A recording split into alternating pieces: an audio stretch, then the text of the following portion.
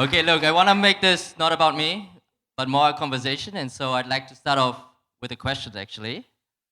Homecoming. Would you consider Vietnam to be home? Quickly think about it, okay? And then give me a raise of hands. Who here thinks Vietnam is home? Okay, I see like 60% of the room, and I think also we see the numbers later, 60% of attendees are from Vietnam. But it's not so clear cut, right? Why? Because some of us were born overseas, like me. Some of us went to school overseas. Some of us studied elsewhere, right? Some of us are thinking about moving here, like myself. Some of us are thinking about moving away, right? And so I think the better question to ask is actually not binary. It's not either or. So I would like to rephrase my question into, don't worry about it. do you consider Vietnam to be a home? Right, so let me ask again. Do you consider Vietnam to be one of your homes or your second home? Give me another raise of hands. All right, this is more clear, right? We're all Vietnamese after all. And if you're not, you might be at the wrong event. Or you just have a very strong affinity for Vietnam, in which case you're at the absolute right event. And so let's go one level deeper, right? I would like to ask, what would need to happen for you to consider Vietnam to be your primary home long term? If you're already here, what would need to happen for you to stay in Vietnam long term? That is for the next decade or the next decades. What information would you need? And what questions would you need to get answered? So the number one goal of this Overseas Vietnamese Summit for us today is to help you on your personal homecoming journey. To answer for yourself, yes, I want to move to Vietnam in the next years or stay here. Or no, I don't want to move to Vietnam. Not now, yet, or even ever, right? It's just a place where I have fun every now and then. And so if we get you to get closer to your response, I would consider the summit to be a full success. And so it's important for us that you get a clear value from this event and that you get a high ROI on your ticket purchase. And for that, it's important that you own today's day. Be in the driver's seat. This summit is what you make it. And I want to offer 3 guiding principles for you to maximize your day today. Number 1, talk and connect, right? The speeches, the content, is just half of the value.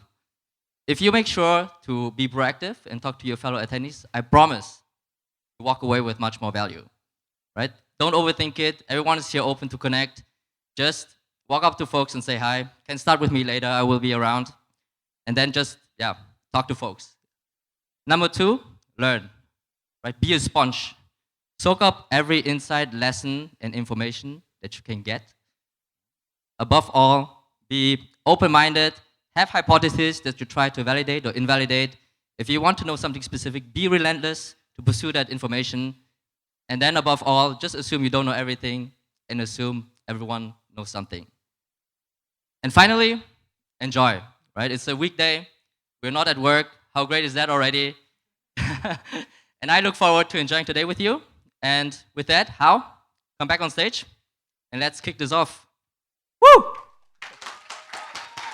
Hi, everybody. So we're just going to start off with some quick numbers. I'll take the clicker, Quang, here. Just so you guys can visualize some of the numbers that we're seeing here today. First, Quang's group, Overseas Vietnamese, we just want to share what the top 5 members, where they're from. So you guys get a sense of the audience digitally, but also offline here today. So the USA, not including Vietnam, is 24%. 24% on this LinkedIn group, and I think it's in the 50,000. We're approaching 30,000. 30,000, and that's just on LinkedIn. Germany is 10%, Australia 6%, Canada 5%, and UK 4%. Look, let's make this a friendly competition. Invite all your fellow countrymen and women into the group to increase your percentage. Yeah, we actually got a lot of interest for virtual and to kind of know about this event further in advance. We only started marketing it like a month ago, sorry. We will be announcing the dates for 2025 actually today as well, so stay tuned. Top 5 OV members profession by industry. So number 1 is IT at 20%. So Masan Techcombank, 20% of this crowd or more is in data science or technology engineering. hopefully a good thing. Second, computer software, okay, so technically 40%. Financial services, 13. Luke, there you go, Mr. Sun Life Insurance CEO, who'll be speaking in a little bit. Marketing, advertising, 10. Tuan, there you go. And 5 is higher education. So that rounds out the top 5. We have more data as well, which we can share later if you're curious. Okay, so now top 5 for Vietcetera. So the numbers that you're about to see on our website, our YouTube, our Spotify is lifetime uniques.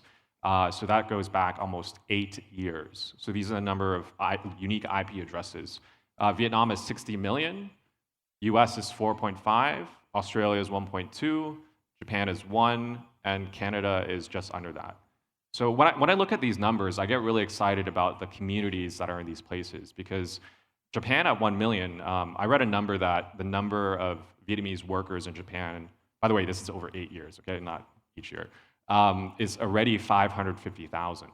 And I went to Japan last month, and I messaged, he's not here today, one of the admins of the OV group in Tokyo, and a bunch of people came out last minute. I was like 30 people, all white-collar professionals in tech and recruiting, insurance, anything. And that's just over like WhatsApp. So what more can be done to engage this group? We're thinking a lot about that. And the last little game I want to share, or feedback, I guess, is top 5 countries represented today. Number 1 is Vietnam at 62%.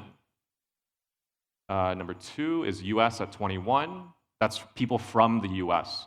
And actually, we sold about 100 tickets just in the last 2 days, and almost all of them were America, actually, surprisingly. So I think a lot of like OVs from America just happen to be traveling, and it's getting passed around, and people are like, oh, I can meet people, okay, bye. So congratulations. Canada, 10%. European Union plus UK countries, 5%, and Singapore, 2%. So those are the ones attending today. We do have countries like Taiwan, Japan, Korea, Netherlands, I believe. Well, that's EU, I guess, but represented. So you can meet quite a few people and make a new connection.